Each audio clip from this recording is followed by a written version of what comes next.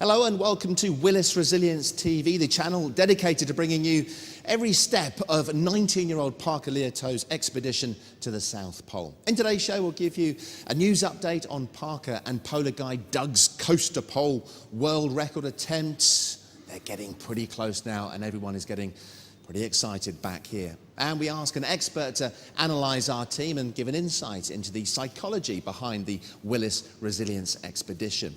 Also, we take a look at the greenest form of city transport, the bicycle. But is it the safest? And back in Antarctica, Paddy, our expedition cameraman, gives an insight into how he sends footage back and why sometimes it doesn't go to plan. And then there's also the problems of sort of keeping the camera equipment working in quite a harsh environment. Once it gets down below about -20, cables start to freeze and stop working, and batteries don't last as long as they would normally.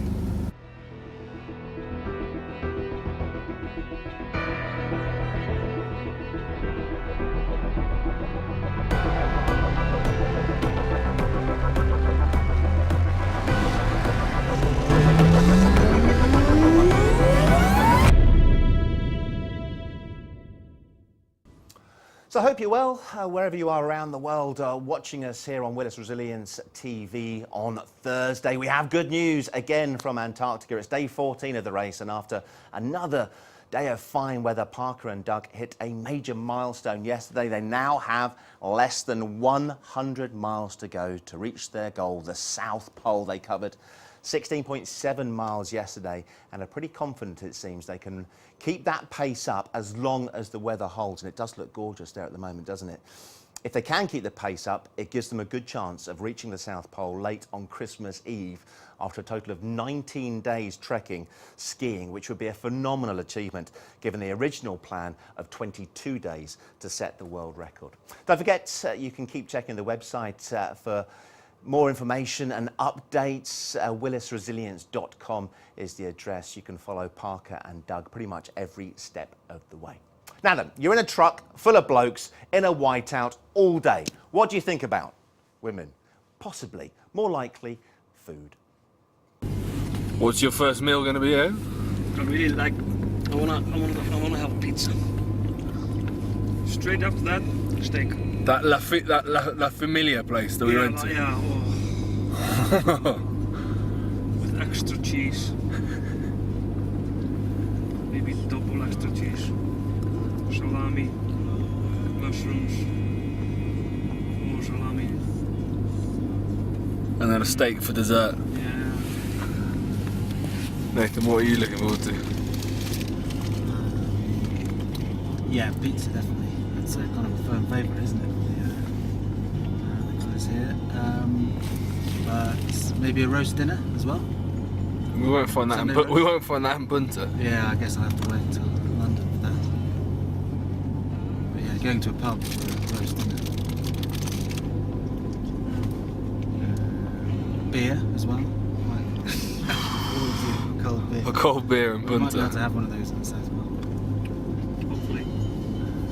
Do you think we'll get a beer in the South Pole? Yeah. Yeah. On draft. Big glass like that. Definitely. Even if it's a glass like that, I think they'll be happy. So those guys struggling with obsessions about food and drink, it really is a tough mental challenge, not just, of course, for those guys in the truck, but more so for Parker and Doug as they are trekking unsupported to the South Pole. It really is a mental challenge. And to talk more about that, we're joined in the studio by Dr. Ron Robertson, who's a senior lecturer in psychology at the University of Kingston. Been to Antarctica yourself? And yes, a few times. And you understand the psychology of trekking to the South Pole. Yes, you studied that extensively. So, in a general sense, how tough is it? Can you compare it to any other kind of endurance expeditions? Remarkably tough, because it's so remarkably different. The challenges which people face, not just the physical challenges, but the psychological challenges. So unusual are these that people regard living and working in Antarctica as a kind of analogue for deep space exploration. So there's a lot of psychological interest into how people cope and adapt in these kind of conditions.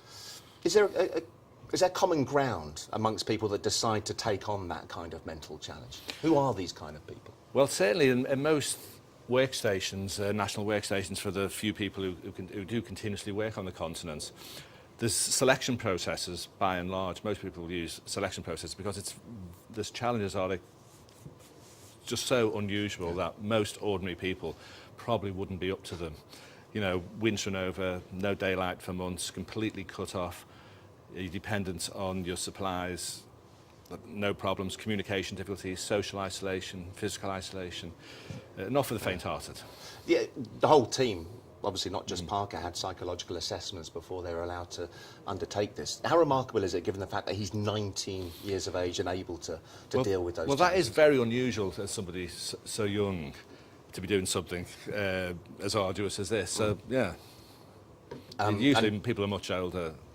But he's doing it with success. We've got a clip here that shows the kind of relationship that he's built up and had actually over a number of years with Doug, his polar guide, and also it touches on the relationship that he has with the rest of the team. Have a look at this. Usually I'm so focused that, and you have to be, Parker. I can't tell you enough that you have to be completely focused. It's not always going to be beautiful sunshiny weather. It's going to be wind in the face every day, especially up this glacier. You saw how big some of the streak you got on the drive. You know, it's going to be brutal. But the best thing to do is stay moving, okay? And we just have to be really focused. You got to be thinking about everything. There's no mental letdown anytime. Do you think you can make it Christmas Eve? I really hope so. Otherwise, Patty's gonna eat all the sausage and cheese. 100%. You need to sleep. You need to get your rest. Right. And a half hour makes a big difference when you don't have that much sleep. Apart from me, you're going to speak to me every day. Get out of there. I'm just saying, I mean, you're psychologically... One thing I would like to say is how proud I am of Parker today after a rebound from yesterday, and you know, he really showed some heart and soul today. But let me just go a little bit. I'll go a half hour and see how you feel. We can stop and eat and drink if you want to continue. If not, I'll look for a camp spot.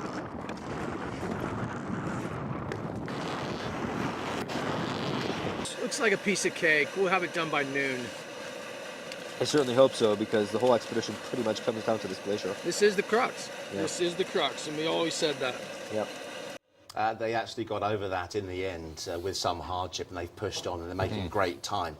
And Parker seems to have turned a corner with regards to the way he's dealing with the aches and pains and the psychology of it, because it seems of Doug. How important is it to have someone next to you that is able to mentor you and support you in the way that he has? Social relationships in any environment are important, particularly in an extreme isolated environment like Antarctica, are of utmost importance. Where things go wrong in the Antarctic, in teams, it's usually because of bad social relationships or poor leadership. And when things go well, it's usually, one can put it down to very good social relationships and good leadership, and where there's real mutual trust between the people. And what's obvious when it comes to Doug is that his experience, obviously he's older than Parker. Everyone is on the expedition. Most people that have ever been to Antarctica are older than Parker. But it's that experience of those conditions that stands him in good stead. Well, yes, he's able to anticipate some of what the difficulties are going to be, and also that people are going to go through mental highs and mental lows. And if one's doing this for the first time oneself, and it's going to be much harder. If someone could say, look, this is typical, it's quite normal, you know, they can then help pick you up, and it's going to be less threatening if, you know, somebody knows, you know, the kind of sequence of events that one's likely to experience. Can you lose your mind over there? Yes, there's a whole literature going back to the early days of Antarctic exploration that people have gone absolutely bananas. One of the first expeditions to winter over there, the Belgica expedition in the late 19th century, basically the entire crew went bananas. But this was the one that Amundsen was one of the crew of the ship, and he learned tremendously from it of how important the kind of bonding and teamwork and the kind of the psychology was, and was able to use that then on his when he became the first person to get to the South Pole. So it's always been an issue, and still is even now. And I said we touched on the relationship that Parker has with the truck, because it is an unsupported, unaided world record attempt. They are simply now following, whereas previously during the science part of the leg, they were all in that truck and they had a lot of time to get to know each other, and obviously as they were preparing for the expedition before they went out to Antarctica. But even for those guys, it must mess with your mind. Just stuck in that truck crawling along. Absolutely. You're, as I say, not just physically isolated, but the sensory stimulation you're getting day after day, it's very, very similar, very monotonous, all white all the time. And these are the basic conditions for sensory isolation and sensory deprivation in a way, which is yet another reason why this kind of social stimulation that someone else can provide is absolutely vital. We'll talk more about how the mind can play tricks on you over there in Antarctica after we've seen this VT, which indicates the obsession that they seem to have developed over the last few days. You could eat a whole pizza right now. I could eat a whole pizza. I could literally. The first thing I'm gonna do when I get back A familia. is go to that place, get a big ass pizza, and just eat it by myself in a room somewhere, or whatever. Doesn't matter. You know, here we are. Oh man, what are you most missing? Food. Oh God, the food. I spend 90% of my day having vivid hallucinations and fantasies about food. Like, it is ridiculous. And it's almost anything as well. It does go in phases though. Let's see. First it was a lot about pizza. In the last couple days, I was intensely focused on different types of muffins. I don't know why. Just they're so good. It's lovely that, isn't it, because you can see him drift off at that very second and start thinking about the different types of muffin. He used the word hallucination. That's not uncommon, is it? Not at all. There's a well-attested phenomena which people first began to experience in the Antarctic, which Shackleton first experienced, we call it now the third man factor, where people in these very, very difficult, extreme environments can experience the physical presence of another person who isn't actually there, and who often provides kind of emotional and logistical support, explains to them, tells them, advises them what to do. And on the Shackleton expedition, all three of them had the same hallucination, that there was somebody else there helping them. Not the same person. Really? No, but that would have been incredible. The three of them who were going over the glacier in South Georgia all experienced that there was a fourth person with them. All felt the same presence. People have noticed these same kind of experiences in people being isolated in the ocean, drifting, and so on. So people now see it as psychologically as an adaptive response for extreme environments where people can hold themselves together and kind of get supported in a sense by this kind of a coping mechanism. Coping mechanism, yeah, exactly. But seemingly a positive one. So yes, there isn't an angel on one shoulder and a devil on the other saying you can't do it, and another one saying yes you can. Well, in very odd circumstances, very, very rare, that occasionally the third man phenomenon is a very unpleasant one. Right. But more often than not, it's hugely beneficial. This is leading psychologists to think about hallucinations in a very, very different way, but as a kind of an adaptive phenomena. Right. And so, not necessarily at all a bad thing. Okay. I'll tell you what, after this final clip, we'll talk about how the mind is affected by the way the body is feeling and vice versa, because some of the conditions that Parker and Doug have had to deal with have been pretty extreme. I don't want to talk to you. Go away. It was so hard.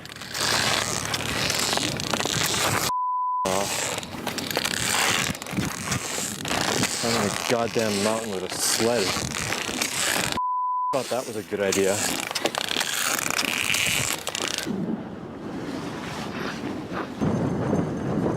Setting up the tent was a real challenge. We're in this area, I barely see anything because of the whiteout.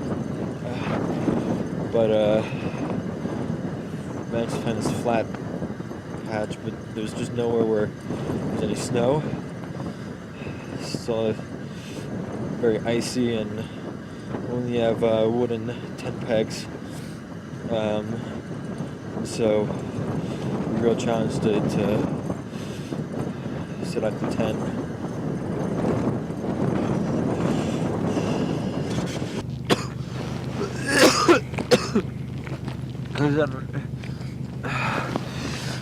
how much more this I can handle. What's up?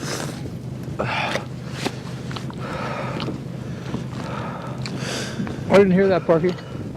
I just don't know how much more of this terrain I can handle. Yeah, that's just a flavour of just how tough it has been, in particular for Parker. Some pretty heavy going there. And so the way the body is feeling physically, how does that affect what's happening up there and vice versa? Well, as they once said in the movies, the body and the mind are inseparable. Yeah. The physical well-being is massively important for psychological well-being, and as you've seen there, you couldn't act. That's not acting. No. Yeah, it's. He was talking quite lucidly in that when he was in the tent, and that was after a long day skiing, and the conditions were particularly harsh for that period of 2 or 3 days leading up to that bit of VT. And then we actually spoke to a doctor when he said you can hear that he's all right. You see that he's suffering, but you can hear that he's all right. If he really was struggling, he wouldn't be able to make any sense whatsoever. But is there a suggestion that if you adapt a different mindset, or if you have more control over what you're thinking and what's lying ahead of you, that you're able to control what's happening physically? Well, particularly if you're able to be given good guidance and good support, and you're able to anticipate a variety of hardship of what's to come, then you can deal with it much better. And of course, that's again why the social support is so important. I think they can provide a kind of mental framework for you to kind of click into and say, look, physically this is awful, but you can expect this to happen, and so you can use that as a mantra in a sense, to just keep yourself going. This is to be expected. It's okay. You're going to get through it. Things are going to improve. Yeah. I can't imagine what a solo attempt would be like. Yes, very few people have done it. Yeah. And people say, go back to Scott, 100 years or so. Yes, remarkable. And people do it now, and they still say it's still remarkable. It's still an incredible challenge to do it. And even though with all the technological support we can provide these days, it's still, it's never guaranteed. And then some do it with great success as well. How important is it to have that end goal, the South Pole, and the fact they have these markers, these milestones? For instance, we mentioned at the beginning of this show today that they've passed the 100-mile mark to go, so they're now down to goal setting in life is massively important, whether you're trekking to the South Pole or trekking to the Tube.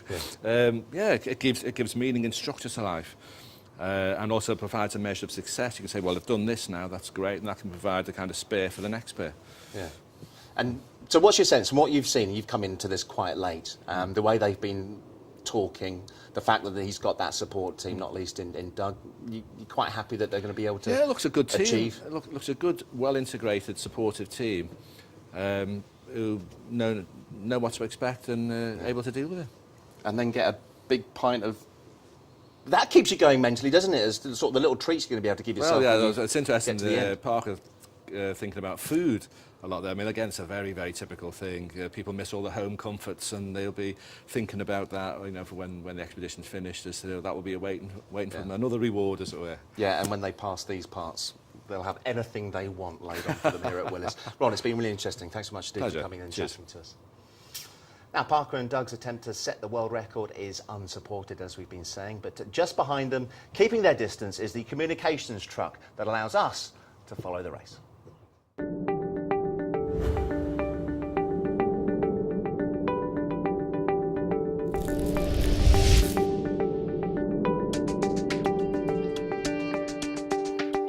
The truck that's going to be following us during the unsupported journey and that's going to be with us during the scientific crossing is, I think, one of the most exciting components to this whole journey. Because when we added the vehicle to the plan, it absolutely transformed what the journey was capable of doing, basically. And it meant that we can now engage people all over the world in this journey and place them in Antarctica. Because we have this live stream of the whole expedition.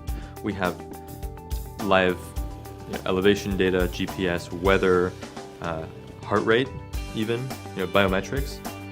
And that is going to be, I think, really incredible because it has just not been done before. And it has completely also transformed what we were able to do with the science, because it meant that no longer are we relying on what we can haul on a sled, but we have this separate crossing that we don't have to compromise on any of the scientific programs. We don't have to make them smaller. We don't have to be limited. We can do almost anything we want because we have this whole dedicated crossing of the continent. And that's really, really exciting. On the communications front, people will be able to engage in this expedition every single day. They'll be able to see every challenge that we face along the way.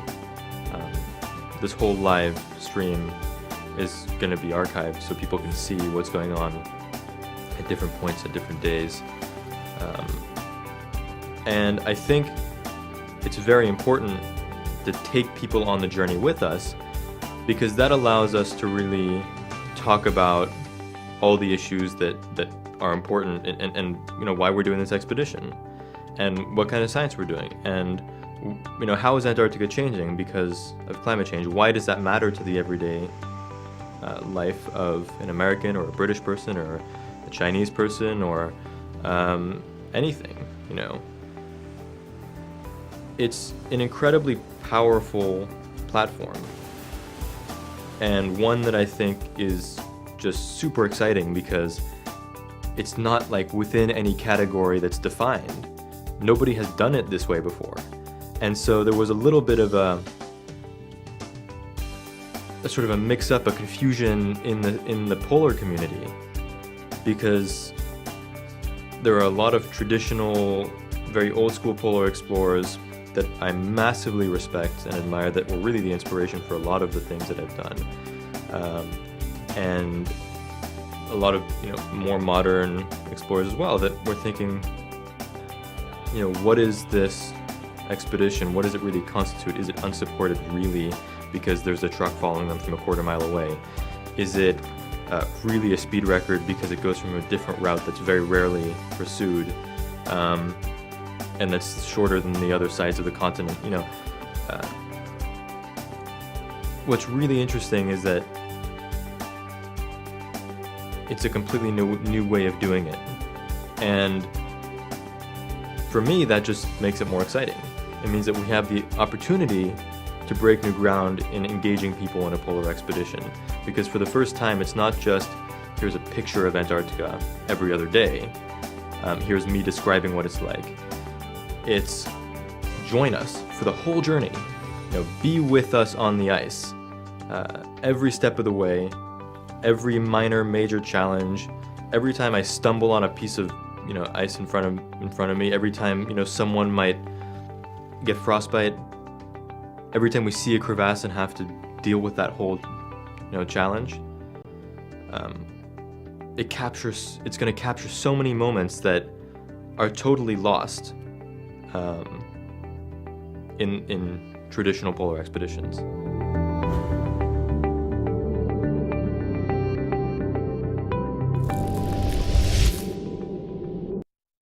Well, with us in the studio, someone who knows Parker, Paras Vatnani, who, like Parker, acts as an ambassador for the One Young World organisation. Nice to see you, Paras. And also, once again, we're joined by Felicia Jackson, editor-at-large of Clean Tech Investor magazine. Now, the general discussion is going to be about sustainable business, and one of the reasons we've got you in is because that's kind of the project's background that you've been involved in over the years. The other reason is, of course, you're so young. You're now at the age of 25. Tell us about the projects that you got involved in India and how old you were when you started those, Paras. So one of the main projects that I work on is called Project Chirag, which Chirag means light. It was about 3.5 years ago when the project was initiated. It was a student, and it is a student-led initiative. The concept is such that we get students from different schools and colleges across the city to work with who we refer to as differently abled individuals, creating employment for them where they assemble solar devices, and these solar devices are then taken to rural households and villages which have no access to electricity. Students install them, talk to them, educate them about how solar is helpful to them, and over time kind of make the villagers understand the impact of solar energy. How old were you when you got involved in the project? 21. So that's 21 years of age. We got some pictures. Talk us through this. So these are the devices that you're talking about. Talk about the impact it's had in the places where they've been installed. Yep. So we've covered over 150 villages till date in the span of 3.5 years that the project has been running. There are 2 devices that we give to every household. One is a mobile device, which it's exactly what you see on the screen. Now that's useful for post 6 o'clock when the villagers go into the farm, students, kids who are trying to study. Now, when we started this off, it was a 5-phase rural development plan. But when we got into executing phase 1, which is electrification, we realized this is not going to finish so soon. So it's been 3.5 years, and we've made electricity the core of the project. Okay. And this helps, education, health, it helps sanity. Yeah. Give us an idea of what they had before you were able to provide them with that kind of energy source. They had nothing. So we've gone to households which have had 0 access to electricity. Right. So we've put light to a dark India. Yeah. This is something that we take for granted, isn't it? And this is the start of sustainability is actually providing in the first place, Felicia. Absolutely, absolutely. One of the things that's very interesting about sustainability as a concept is that you must start at the very bottom as well as top down. So there's a lot of changes that can be made in business practice and how you do things. But if you don't actually give people an opportunity to study, to learn, you don't have an opportunity to grow. So the sort of project that Paris is doing fundamentally changes the dynamics of how developing countries can grow. And a lot of people can learn from this as well, and we should all be quite humble. I think I am quite humble the fact that you've started this at such a young age. If only, and I know businesses maybe find it a little bit easier to make those leaps into becoming more green and investing in renewable, but if only our governments could have the initiative and drive that people like Paris show. Well, I think one of the things that's interesting is that the drive and the passion that you've shown is something that a lot of people share, but perhaps they don't have any idea how to do anything about it. If they've been in the same business perhaps for 10, 15 years, they might think that what they do can't make any difference at all. Yet there are a number of programs that people can instigate within their own business, from the simple things for employees like local food, renewable energy, energy efficiency, remembering simply turning off your computers at night can make a difference. But at the same time you can bring ideas to your business, things that help companies communicate with their communities. So work that a different business can do with local people, encouraging community, even little things like, spending some time with an elderly person. Yeah. If you've got a business that will let you do that, volunteering it, it can really change the way in which people live. And if I may add, this is actually a core part of our project as well. So a large number of corporates are involved in funding most of these, solar devices, because we didn't. The lighting isn't free for the villagers, because we realized that as soon as something is free, there's no value attached to it. Right. So they pay a marginal fee of 500 rupees, but the total cost of installation is 4,000 rupees. The rest 3,000. How does that equate into dollars, so we got a better idea of... in today's pricing, it'd be about $75 is the total cost of lighting one household. Wow. And the villagers pay about $8. Yeah. The rest of the money is covered through corporates and through employees that work in these corporations who fund to go to these villages as well. It's install them themselves. Fantastic initiative, and hopefully it will inspire others to do something similar or do that a little bit. And I know we'll come back to this chat in just a second. I know it was inspiring youngsters and doing something for climate change science that was part motivation for Parker to undertake this polar trek with polar guide Doug. And hopefully we'll chat to Parker and you can get to say hello, Paris. But Doug hopefully is on the line. Hi, Doug. Hey, how's it going? How's London? London's fine. We had a little bit of heavy wind last night, and I'm not just talking about my bedroom. Around the city, it was getting quite blustery, but I'm sure it's nothing compared to what you guys have faced. Yeah, I think Parker had some chili con carne last night, and I think we had some wind in our tent, too. Actually, we just had a psychologist with us in the studio talking about how important the relationship that you guys have. Has he got any bad habits then, apart from the wind, that really get on your wick? Well, I agree. On a situation like this where we really have to depend on each other, there is this mutual bond that forms, and we have to look out for each other, and it definitely exists beyond the expedition. How would you describe it? Is it paternal? Do you feel like a brother? Hello? How would you describe that relationship, Doug? Oh, you see, this happens. There? Oh, hi, you're still there. Sorry, we thought we lost you. These are live pictures, by the way, that you can see of Doug next to the tent in Antarctica. And we are reliant, of course, on a good satellite connection. That is probably Nathan running to aid him and hopefully shore up this connection. Doug, can you hear me? No. Okay, we'll give those guys a couple of minutes. I am still amazed by this. That we are able to see and hear these guys as they embark on the expedition. On day one, when we first made that connection, and we hadn't actually tested before, there was euphoria around the studio and upstairs in the offices. Doug, hi, are you back? Yeah, as I was saying, we have to really depend on each other, and this mutual bond that coexists on the expedition definitely extends past the expedition and lifelong relationships for sure. I mean, there's a lot at stake here when you're in this type of environment, and you really have to bond and get each other's back. And has it helped you? Because, obviously our focus over here is more on Parker and what he set out to do. But yeah, you're doing exactly the same as he is, Doug. Has it helped you to have Parker alongside? I've known Parker since he was.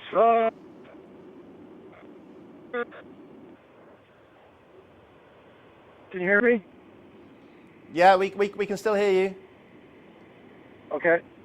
Yeah, I've known him for 4 years, so that's a good chunk of time. We've done, this is our 4th expedition together, and we talk regularly, so I think that certainly helps out. We did a little bit more research on you, Doug. We found pictures of you as in Gladiator. Remember those days? Don't believe everything you read. No, we've seen it. We've seen the pictures. Oh, Battleground champion of the world? Hey? I was Battleground champion of the world one time. You were. We saw that. We were very impressed. You've had an incredible life. We didn't know you were in Baywatch as well, mate. I did a few episodes. Unfortunately, it was prior to Pamela Anderson. Yeah, but there was shows you how old I am. There were still some honeys. I seem to remember that. Okay. So you have Paris in the house, and he's a climate ambassador as well. Yeah, we hopefully Paris will get a chance to talk to Parker. Paris, do you want to say hello to Doug? Hey, Paris, how are you? Good. How's it going there, other than being cold? Awesome. Yeah. Both Parker and I are climate ambassadors as well, and that's really the purpose of this trip, is really to spread the word and really try to bring awareness for what's going on our planet. And both of us are advocates of that, and we want to continue that message out there. And this is why we're skiing every day. No, that's brilliant. You guys are doing an amazing job there. All the best. All right, Paris, thank you. I'll see if Parker's ready to talk right now. All right. And maybe you guys can talk, and I'll just check and see if Parker's ready. Thanks, Doug. Oh, thank you. Hey, you guys have a wonderful day. What is it, Thursday? Yeah, it's Thursday. Hopefully it's the same day for you as well. For us, it's just Groundhog Day. Every day we get out and ski. It's great to speak to you. Thanks, Doug. He is a remarkable man. I've talked about a bit of bromance that I think I've been developing over the last couple of weeks with Doug. He could do a lot worse, I think. But did you have mentors? Did you have someone that was like older, more experienced that you could turn to as you were doing these amazing things? Yeah, I mean, throughout college, our principal, she's an educator, but she's got. She's inspiring as an individual, and she's never stopped us she motivated us to do more from what a classroom would ideally do. And that possibly, I think in Mumbai, in the fast-paced life that you have, to have that opportunity to someone back you to do more is so critical. And that was possibly one of the forces that helped us to do as much as we've done so far. I mean, we need more of that, I think, don't we, in society, just to give these amazing young people the backup that they deserve. Absolutely. I mean, well, one of the most fundamental things in any society is education. And actually teaching people that they do have the chance to change the world is one of the most important things you can do. Because people don't act because they think they can't make any difference. Yeah. But every single thing you do makes a difference. And going back to the issue of sustainability, you know, it's the next generation after that, in order, by definition, for it to be sustainable. Absolutely. One of the key issues is this thing, it's keeping resources, keeping business, keeping society functional and able to cope and look after the next generation and the generation after that. One of the key issues around a lot of what business does is very short term. Yeah. It's about shareholder return, it's about making money. But actually, if you don't look after the society in which you function, you don't look after your youth. And the next generation right now is Paris and Parker, and hopefully Parker is on the line and can hear us. Hi, Parker. Good. Hi, Parker. Hello. Hi, mate. Thanks for coming out and chatting to us. Just give us a quick wave and a thumbs up. I'm sorry, can you repeat that? Yeah, just asking for a wave. No. All right. Hello? We can still see you. Those watching this will just have to believe me. That is Parker Leotoad speaking to us by the tent. Parker, obviously, you know, in the studio we have been discussing climate change issues and the fact that the science leg of your expedition focused on experiments that might aid climate change science. Tell us, if you can, the importance of that as far as motivation for you is. I'm sorry, I couldn't quite hear you. The importance of what? The importance of the science of the expedition? Yeah, around climate change. Well, it's critical. I mean, it's basically the formation of what we know. The science of climate change informs our policy. The problem is that at the moment the disparity between what the public accepts and what the scientific community knows is too large. Just dropped out, I think, there. Parker's probably not aware and still talking into the phone. Apologies for this. It happens every day, but as I have to keep reminding you guys, the satellite drops out. It's amazing that we can actually have any kind of contact. Parker, so we lost you there. Are you back? Yeah. Yeah, sorry, mate. Carry on what you were saying about the importance of climate change.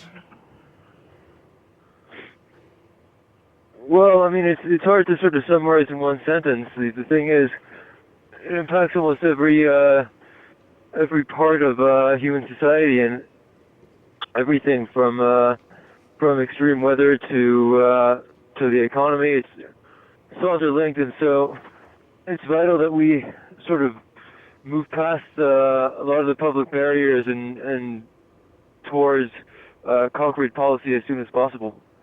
We've got Paras Fatnani with us in the studio, someone who you know and a fellow ambassador for the One Young World organisation. Paras, say hello to Parker. Hey Parker, how's it going? Hey, good. How are you? Good, man, good. Christmas is not far? Yeah, no, we're 99.8 miles. That's brilliant, that's brilliant. Now, just wanted to say we're all very proud of what you're doing and all the best. Well, thank you so much. I really appreciate it. It means a lot that you would come on the show. Oh, no, it's good. I'm glad I could. It's lovely. Yeah. So, Parker, we're happy to have people like Paras as well. I just want to ask you the question while we've got a good connection, how important it is to have more young people doing such amazing things with regards to helping those in need, but also having climate change issues at heart, like yourself. Oh, that was such a good question as well. Hi, Parker. Can you hear us? Hello. Hi, Parker. Sorry, hopefully you can hear me this time. If you can, just find it, talk about the importance of having young people like you and Paras involved in climate change issues. Well, I think young people are really the mechanism. It's more than anything right now, the tools for informing public opinion and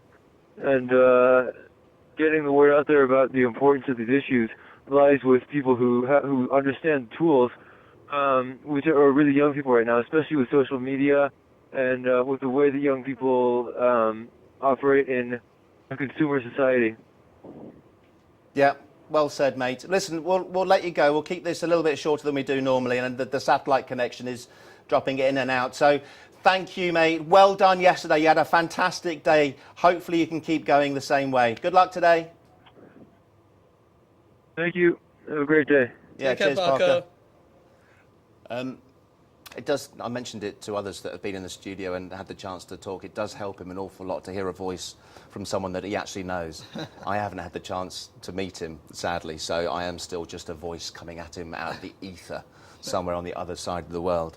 But should we expand a bit more on that and the role that you young people have going forwards, and I guess touching also on the fact that it's going to have to pass from generation to generation in order to sustain business and going the right way? Yeah, I think one of the most important things is that I mean, we are consumers at the end of the day when you look at business and connect youth to business. And the fact that we're more aware today because of all the channels available to us, it makes it more critical for businesses to be more adaptable, or they have to listen to what the consumer needs, and we are a major chunk of the consumers. Today, about 20% of the world is youth population. And that's going to become your prime audience in the next few years as well. So yes, it's fundamental to growth for a lot of businesses to keep the needs of consumers, in this case the youth, at the base of everything else. Well, I do think there's one very interesting thing about how businesses are valued. And 50 years ago, the majority of any business's value would be the assets that it owned. These days, up to 80% of any business's value is in its brand and its reputation. Right. So if you have consumers, young consumers growing up demanding change, those businesses are going to have to change in order to meet those needs. Being profitable is important as far as business is concerned. Is the message getting through that you are able to be profitable and green? It is beginning to happen. There are a lot of changes taking place in terms of reporting, in terms of companies becoming more transparent, being clearer about the impacts that they do have on the world around them just by virtue of operating. It is slow. I mean, the UK has just introduced carbon reporting, which is mandatory for a number of companies, but there are countries like South Africa, for example, where they've made it actually compulsory for listed companies to declare what they do, to report on their sustainability, and to say how they're going to change things moving forward. That is what changes the way business operates. What changes are you seeing for the good in other places around the world, not least India, where you're? Yeah, I mean, there are two things. One, corporates are realizing there's a moral responsibility that they have towards society as well. I mean, yes, profit is important, and I was talking about this earlier as well. To put a value against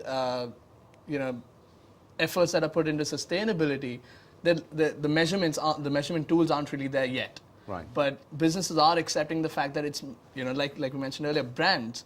So to create that brand, you need the aspect of covering this side of it. And across the world, corporates are, and in connection with the youth. So youth are working more in conjunction with them rather than being looked at as someone who didn't know enough at some stage in the past. Today, the value of thought that comes in from this generation is as high as well. So I think that balances the whole thing. What's your experience in India? I mean, how strong is the growth of solar power, for instance, the investment into those renewable energies? I mean, it's a growing space. I wouldn't say it's grown. It'd be difficult to quantify that, but over the last 10 years, the number of businesses or associations or NGOs like us now who are putting more effort into recognizing this is increasing. To quantify that would be difficult, but businesses are using solar as a method in their operations as well. So, a lot of these industries, India is a service-led country in a lot of ways. Manufacturing is still, a major part, but service is becoming as critical. So from the manufacturing arm, if you think about it, a lot of businesses are using solar and alternative forms of energy to be as a source of, reducing cost as well as increasing profitability. It's also a question, actually, of having reliable power, because distributed generation means you have power on tap there. You don't have to rely on what is a relatively fragile national grid. And if you think of India, we get 300 days of sunlight. So that acts as a major, push for solar. What you also need is strong leadership. Strikes me that we need people like Paris running our governments. Have you thought about that? Would you go down that route, Paris? I've been asked this question a number of times. Yeah, I bet you have. It's your fault for talking so well. My colleagues say that I'm going to end up in politics, but I mean, if we can help with any change, why not? That's the ideology that we're trying to impact here with. Well, anybody could do an awful lot worse than have you, I think, in charge of things. Thanks very much. It's been great having you in Paris. And Felicia, thanks again for coming in. My pleasure. Cheers. Now then, we're able to follow the expedition due to modern technology and cameramen like Paddy.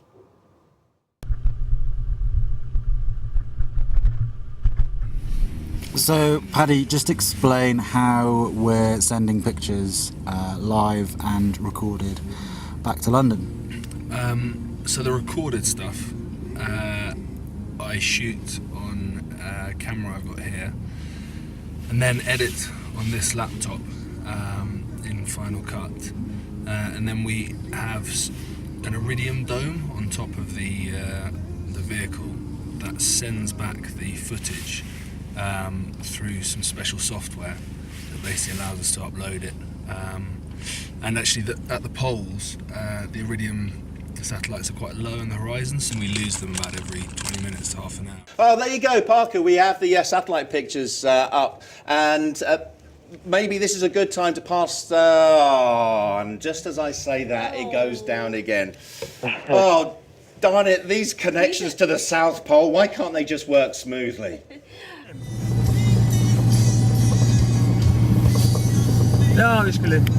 So, Paddy, what are some of the problems that we've been facing and how have we sort of overcome those issues? So some of the problems we've had with sending footage back is just sometimes we haven't been able to pick up a satellite, and so we've had 1 and 2 days where we haven't been able to send any footage back at all. And then there's also the problems of sort of keeping the camera equipment working in quite a harsh environment. Once it gets down below about -20, cables start to freeze and stop working, and batteries don't last as long as they would normally. So I have this case that I put my camera in that I can add heat packs in. That basically helps the batteries last longer and stops the cables freezing, and just make sure that everything lasts a bit longer. Parker, we have pictures of you, and to prove that that is actually you in Antarctica, can you just give us a quick wave and maybe do some Gangnam Style or something? I don't know about that, but I can wave. This is fantastic. I mean, this is genuinely exciting, I think, that we do have the ability to speak to you live on this journey.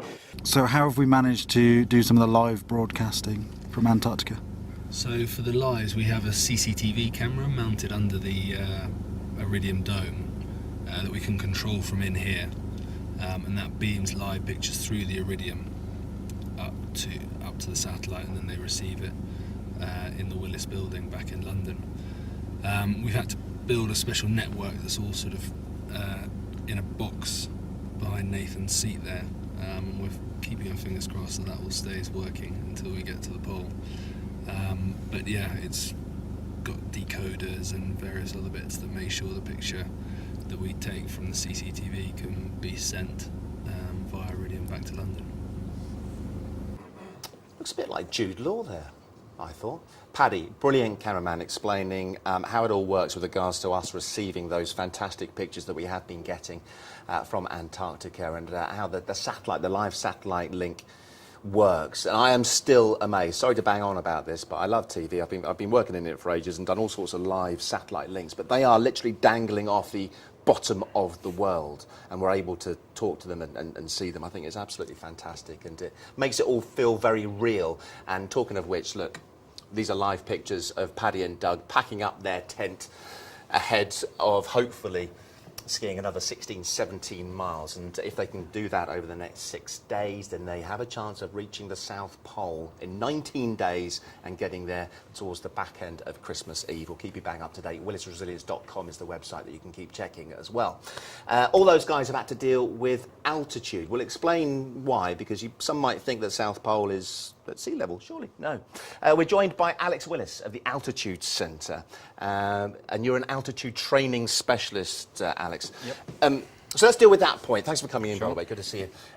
They are at altitude, so at some point they've gone up Yeah, so sure. Quite a lot. Most South Pole expeditions start at sea level, obviously at the edge of the continent. You either sail in or you fly into the edge.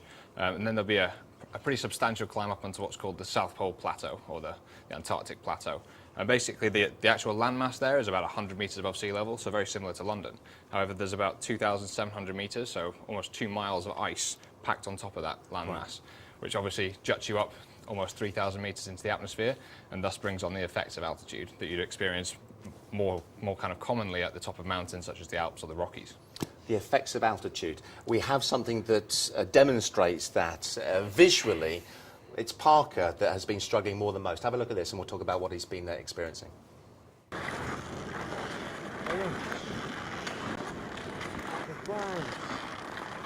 having a lot of trouble with the altitude. You feeling the altitude? I can barely breathe. Yeah.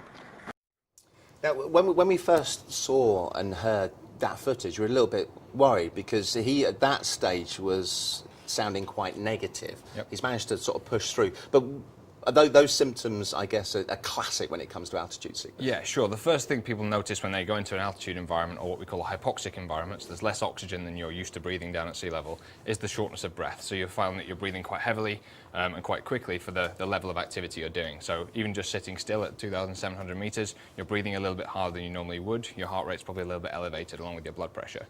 That's all exacerbated when you start to walk around, when you start to pull a heavy load. Obviously your body would normally be working harder, but that's exacerbated by the altitude. But you can train your body, which is what you guys at the Altitude Centre are Sure. involved in. You can train your body to deal with those effects better. Yeah, you can go through a process called acclimatization. Basically that over a number of weeks or even months in advance of your trip, you can do several sessions a week building up to the altitude that you're going to be working at or living at in Parker's case.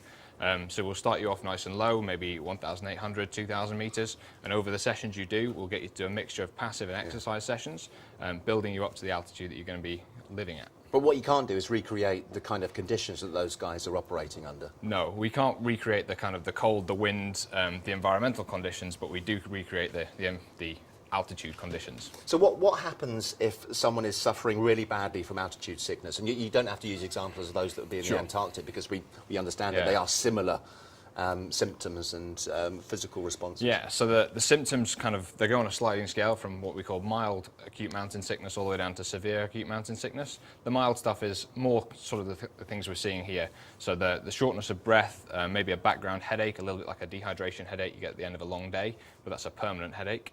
Maybe a little bit of nausea, a little bit of sickness, a bit of stomach upset. And those symptoms all become more and more severe down the scale until you're very debilitated. You struggle to kind of maintain balance, maintain focus. Your cognitive function's affected. And even further down the scale where it becomes quite dangerous medically, you get what's called high altitude cerebral edema or pulmonary edema. So that's fluid on the brain and fluid on the lungs, where you're basically drowning in your own fluid. And which sounds horrible. It is. And it could be fatal, obviously. Yeah. What I wasn't aware of until recently, when a mate was climbing up Kilimanjaro, and he's really fit, used to be a professional football player. That's soccer if you're watching in the US.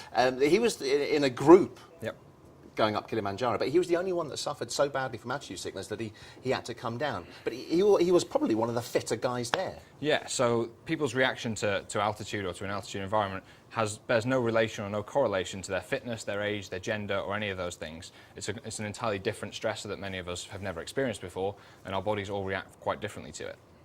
But you wouldn't suggest somebody would let themselves go in order to put themselves possibly in a better position to scale Everest? Even though statistically smokers do better on mountains such as Kilimanjaro and Everest, I would never, ever kind of recommend that people took up smoking. But it's a strange statistic. It is a strange. Can you make sense of it? Yeah, so the science behind it is that smokers basically, they damage their lungs to such an extent that they're used to, or their body is used to a low oxygen environment. Right. That's what they create for themselves, due to the inefficiencies in their lungs with them being clogged up with tar and everything else. So every body has a different physiology, which is why some of the guys on the expedition, we can see now that they do this so quickly. I'm so impressed every time I see it. Parker and Doug are pretty much ready with their pulks, their sleds packed up, and just about to embark on another 16, 17-mile hike with their skis towards the South Pole. But you can overcome it as well, and that's seemingly what Parker has achieved. Yeah, so in the same way that we acclimatise people here in London using kind of simulated altitude, you can acclimatise at real altitude. So the more time you spend there, the more time your body has to adapt, especially if you're in reasonably good physical shape. Yeah. This is why I wouldn't recommend taking up smoking. Those who are in good physical shape will tend to adapt quicker. So Parker's a young guy, a fit guy. He's probably spent quite a few days at reasonable altitude now, above 2,000 metres, so his body will adapt. Day by day, it'll become more efficient at using the available oxygen. It'll become more used to the loads he's got to pull, the distances he's got to ski, and he will adapt to it. And can your body, can your mind remember those experiences? So if he went back to the South Pole in a couple of years' time, would he be in a better place to deal with the altitude? Yeah, mentally your body can remember, and you remember the kind of all the tricks that worked for you last time, whether it was to control your eating, sleeping, drinking habits, or whether it was to control your breathing mentally and think about breathing deeply and slowly. Physiologically, the effects obviously do wear off. Depending on how long you've spent at altitude and the severity of that altitude, the effects will mostly wear off within a month to 6 weeks. Over the years, and obviously we've been talking at some point on this show of the original polar explorations that were sort of around about the turn of the century, 1912, 1913. They had very little in the way of technology to help them. But these days, things are quite advanced, aren't they? Yeah. I know you've got a couple of bits and pieces that Sure. you could use to So detect. Right, come, yes, I'm going to stick my finger inside this. Pop your finger in there. This looks like something that might go quite nicely with my iPod. Yeah, it will talk to your iPhone, actually. There's an app Will that it? goes with it. Yep. Oh, there's an app for that. Of course there's an app Don't for you just that. know it, yeah. So talk us through this. Basically, this is giving you two different numbers. It's giving you your heart rate, which is a very standard number. We're all used to seeing that on a heart rate monitor when we do exercise. But it's also giving you what's called your oxygen saturation. And that's the saturation of your red blood cells with oxygen. Your red blood cells are the part of your blood that carry the oxygen around your system. They're the most important part in this case. And what we're used to seeing at sea level, obviously, you're a healthy person at sea level, you're 99% saturated. So what your body's doing really well at the moment is taking in the oxygen from the air into your lungs and then transferring that oxygen from the space in your lungs into your bloodstream. Right. And Have that's you seen great. it? I've just brought that's my heartbeat, is it? Now? Yep, I've just 71 brought at it the down like 20 beats a minute. I don't know how I did that. Still going down. Obviously, nice and relaxed in the Actually, studio. let's keep on this because it could get quite worrying. No, and you you're could have right. to resuscitate me live on television. Just shows how healthy you are. And my director's now challenging me to various things. I've now just flatlined. Just wiggle your finger slightly. There No, we it's go. all right. Okay, fine. Okay. Yeah, okay, so a crucial bit of equipment there. Yeah, and what that can be used for is at real altitude or simulated altitude, we can see the effect that that's having on the amount of oxygen in your blood, which is obviously a really important statistic. That's how much oxygen is going around your system at any one time, and that's the oxygen that your brain is tapping into and your muscles are tapping into to keep you alive. Right. And we've got a mask next to you there, Sure. which looks quite basic, but I'm sure is So this crucial. this sort of mask is what we'd attach to what we call a hypoxic generator. You've got a tube coming out there, you strap it onto your face, and then you can perform exercise at simulated altitude here in London, which is a really important part of the acclimatization process. Anybody who's used to any kind of training will know the best way to train is to do what you're going to do for the real event, which means for guys like this, you'll be strapped up to a hypoxia generator and you'll be on the treadmill, you'll be jogging, you'll be walking, you'll be going up inclines, basically getting both your kind of whole system, so your lungs and your blood, used to that hypoxic environment, as well as getting your legs used to dealing with that. The symptom a lot of people find when they're trekking at altitude or skiing at altitude is it's a real heavy leg feeling, and that takes a while to get used to. And they have to pull those things Yeah, there, the pulks, the sleds, which adds a which huge start extra to- load. and sort of demands on the body are pretty extreme. We'll take some more of these pictures as you show off and tell us the kinds of people that you've worked with, athletes in particular. Sure, yeah. So the Altitude Centre deal with a lot of professional athletes. Obviously, there's a lot of sporting gains to be made by using altitude training as part of your routine. So kind of endurance athletes and distance athletes do very well or tend to respond very well to altitude training. People like Mo Farah and his training partners over in America, Team Sky, Bradley Wiggins, all use our equipment. The cyclists. Yeah, to gain that little bit of advantage that can win them the big races, basically. Closer to home, we deal with a lot of professional teams, sort of football teams in the Premiership. People like Fulham, Tottenham, Man United and Man City. They're all looking for their players to be that bit fitter, that bit faster than the opposition. The way to kind of get those training gains quicker is to put them in an altitude chamber, strap them up to a hypoxic generator, and push their bodies way harder than you'd ever get them to do at sea level. England are playing a couple of games at altitude, aren't they, in the World Cup? They are indeed, yep. Back in the last World Cup in South Africa, we worked with the England team when they were playing at altitude. Oh, so it's your fault? It's all our fault, yeah. So we tried to prepare them as well as we could for the demands of altitude. Couldn't take any responsibility for the footballing. No, there's only so much you skills. can do with that bunch. Yeah. It's fascinating stuff and a real insight into what those guys have to go through, and an aspect of the physical side that a lot of people wouldn't necessarily think about. Thanks so much indeed for coming in, Alex. It's been good to have you in. Another quick picture of these guys preparing for the day ahead. So this is Thursday. It is day 15, no, day 14, I beg your pardon. So just to bring you up to date, they started down at the Leverett Glacier and they had 397 miles to trek to the South Pole. When they set off on this part of the expedition, the race, they had planned to complete it in 22 days, which would be setting a new world record. If they can do 16 to 17 miles a day, they have a chance of making the South Pole towards the back end of Christmas Eve, which would mean they would complete that journey in 19 days. And that would be a phenomenal achievement, not least that Parker is just 19 years of age and he's never been to the South Pole before. And as we've been hearing, he's been having some physical issues, some aches, some pains. He had a bad rash. As we've been talking with Alex, he's suffered from altitude sickness. He's had a bad ankle, but he's had that man to his left with him every step of the way. Polar guide Doug. So we're all getting pretty excited back here in and around the Willis building, and everybody else that's watching around the world, because it does seem as if these guys have a real chance of setting a time that would be very difficult to beat. So there you are. They're on their way on day 14 of the race to the South Pole, and wish them well. Alex, once again, thanks so much, Steve, for coming in. So then, back down at sea level, bicycles are enjoying a surge in popularity. Apparently somebody has cycled to the South Pole, I was learning the other day. But the popularity has increased, particularly in our cities. When it comes to reducing carbon emissions, cycling is one of the greenest options. But is it the safest? We sent Colleen McCarthy to find out. Cycling is on the rise in the UK and especially in London. In the last decade, the number of journeys made by bicycle has doubled, allowing many of us to ditch the car, swapping petrol power for pedal power. In London, that's partly due to the Barclays Bike Program, known affectionately here as Boris Bikes for the cycling mad mare that supports it. The program has given cyclists the freedom to ride at their leisure. In fact, now there are currently over 500 bike share programs across the globe, from cities like Paris to my hometown in Boston. But cycling in this city might not be as friendly as in some countries. In Amsterdam, for example, 2 out of every 3 journeys are made by bike, thanks to better funding and support of cycle lanes and infrastructure. But why has cycling taken off so much recently? Is it due to people wanting to be more green, or a lack of alternative modes of transport? I asked some cyclists to find out. Why do you cycle? I find it's the most affordable option for getting around. Well, because I hate the tube, it's too crowded. And it's nice, the weather is nice, it's lovely, so why not? That's mainly just because I know how long it's going to take me to get from A to B, and it's quicker than public transport. Public transport is skyrocketing. It's ludicrous how much they charge for a mediocre service. Is there any consideration about being green or reducing your carbon footprint?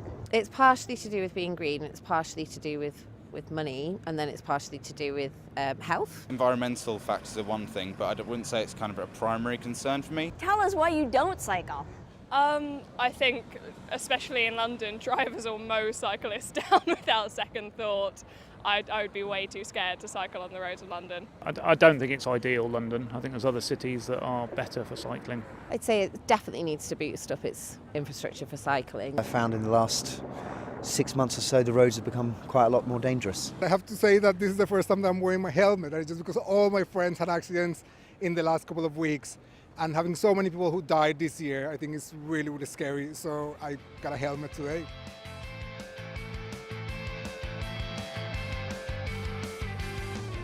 Well, I've really enjoyed myself, and I think cycling is a great mode of transportation, but it's still unclear when it will become universally accepted, simply due to safety concerns and a lack of infrastructure.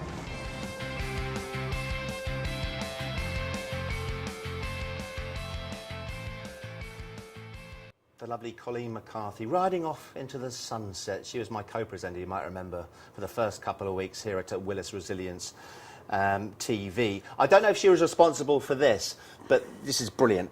One of those Boris bikes, those blue Barclays bikes that you find around London, has been spotted somewhere unusual. Now try and get your head around this.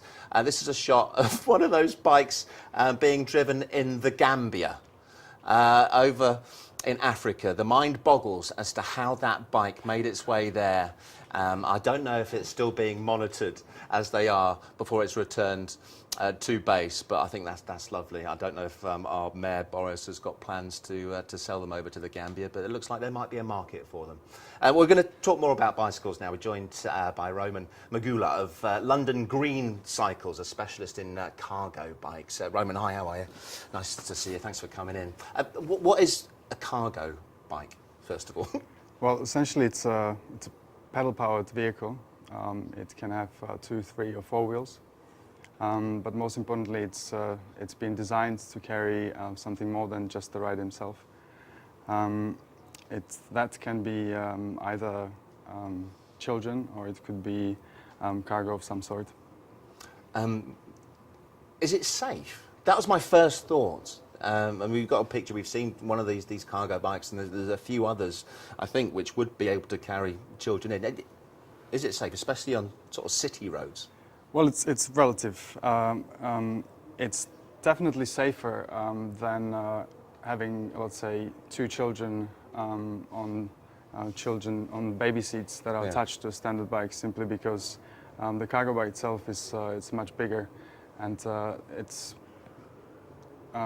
drivers can see, and they pay more attention, and they give you lots more space. Yeah.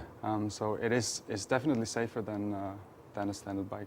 But usable more safely outside of cities like London, for instance. So I could see this being utilised in more rural areas. Yeah, absolutely. I mean, and these bikes, for example, Christiania, they're being sold in Africa, in Asia, America, Europe, so all over the world. How many could you fit in that one? Up to 6. Up to 6 people? Yes. So you can... Right. I mean, that sounds not like... adults, but... No. Yeah, you don't mind mate Fat Jimmy is one of those 6 in there. Now, that sounds like that would be really hard work.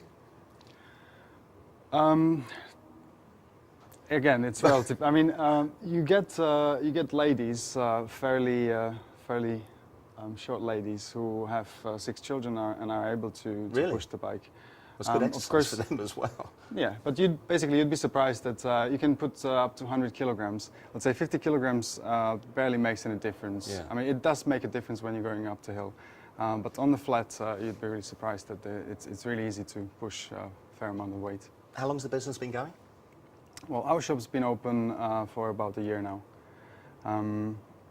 And we sort of missed the last season because we were still working on the shop. But there's been a lot more attention recently to the cargo bikes. The problem is that people, you'd be surprised, or I keep getting surprised, that people have never heard or never seen one before. For example, recently there was one of our customers who was stopped by police, and there was a journalist. They took a picture, they made an interview, and it made it to, I think, Evening Standard, Daily Mail, and Evening Standard, I believe. And suddenly you get loads of phone calls, you get loads of emails. So they are legal. I guess that's the point. The police were stopping them just to make sure that this vehicle was. Well, he was stopped based on the fact that the policeman himself was wondering whether it is illegal, which is quite interesting. So again, it's really surprising how little people know about them. And when they see them, whether it's a business or it's a family, it's something that naturally starts the process of thinking whether this could work for me. And hopefully going forward, you can save money maybe using one of these to transport things and people around, but it's a much greener alternative. Are you seeing a shift, not only with cargo bikes, but cycles in general, as people want to become a little bit more kind to the earth? I don't think that the majority of road users as cyclists would do it because they're trying to be green. I think it's mostly about convenience. Right. And this is something that really works in London. The bicycle really allows you to get from A to B much faster. So I think this is the main factor. But going forwards, can you see that as a selling point for businesses like yours? For businesses especially, yes. For businesses, this really works. So there are a lot of businesses who are really trying to switch from cars or vans to a green transport. And the whole business is based around this. Yeah. Can you see these turning into taxis of sorts? Because we've got the rickshaws in London. Yes, where they are present. The passengers are on the back. Yes, but this I don't think is the main industry. I would say that a really big part is to do with families. Right. Families who do school run on daily basis, twice a day. This is a huge number of people, huge number of residents that bring their children to school by car. And this causes huge issues in those areas, even for residents who don't have children, and it really affects large areas. And so this is one of the... Yeah, with zero carbon emissions as well, which is good for everybody, I think. I was hoping to get a lift across town, actually, but if you're not offering a taxi service, I'll take a green car. Roman, thanks so much indeed. It's been a pleasure talking to you. Cheers. So that's it for this Thursday's show, and tomorrow's show will bring you the latest, of course, on Parker and Doug's race across the ice and on their way to setting that new world record. We also look into the future of our building, so we'll see you tomorrow for the next exciting instalment of the Journey to the South Pole.